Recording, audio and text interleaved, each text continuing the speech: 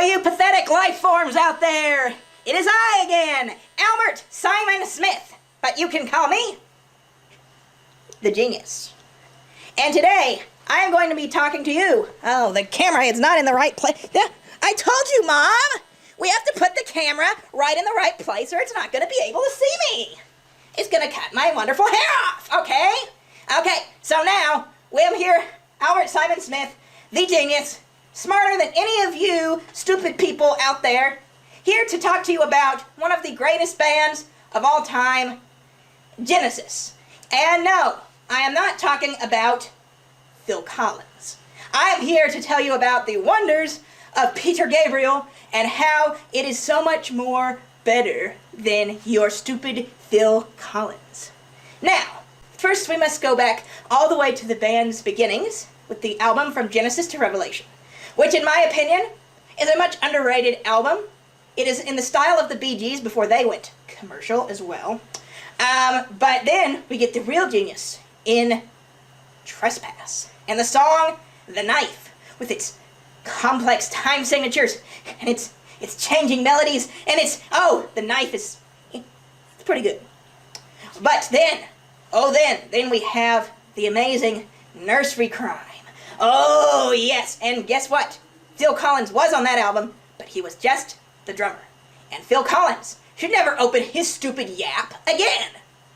He should only sit behind the drum kit because, at this point, Phil Collins was one of the greatest drummers in the history of rock and roll. And the second he opened his big stupid mouth and wrote Sussudio, it made me upset. I'm sorry, I didn't mean to go off on a tangent, but then we get to the band's undisputed masterpiece, Foxtrot.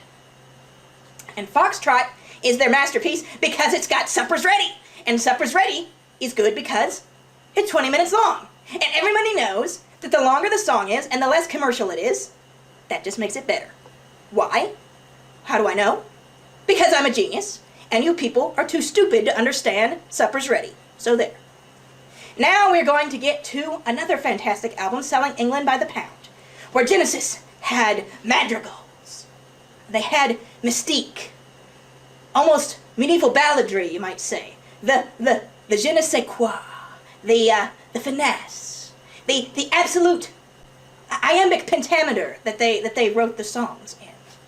The sort of poetic buoyancy of the lyrics matched with Peter Gabriel's unsurpassed smoky tenor voice is just fantastic.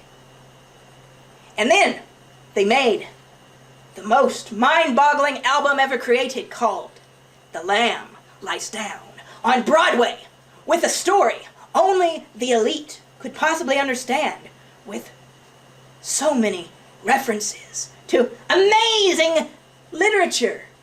It's just fantastic. And if you can't understand the story of The Lamb Lies Down on Broadway, try reading the insert, the gatefold. You stupid people who can't even read the gatefold and understand a story that even the most simplest elite genius, such as myself, can understand.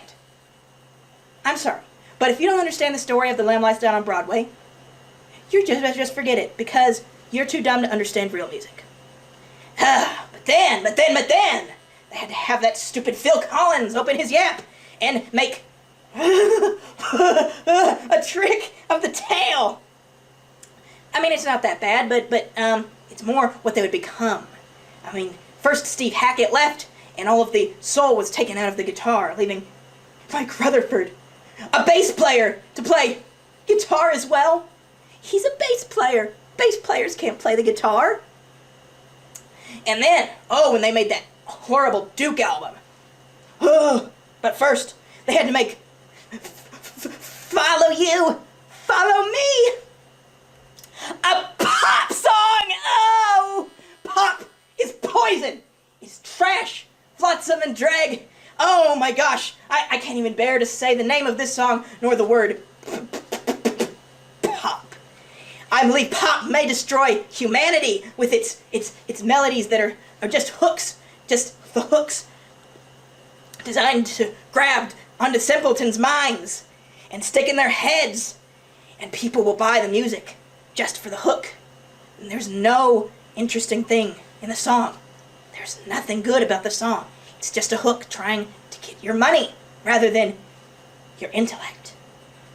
Ugh. That Phil Collins, if he was sitting in an electric chair, I would gladly pull the handle.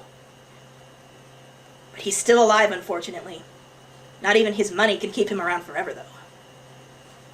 And then they went on to release a string of unfortunate albums, such as Abacab and The Worst Offender, Invisible Touch.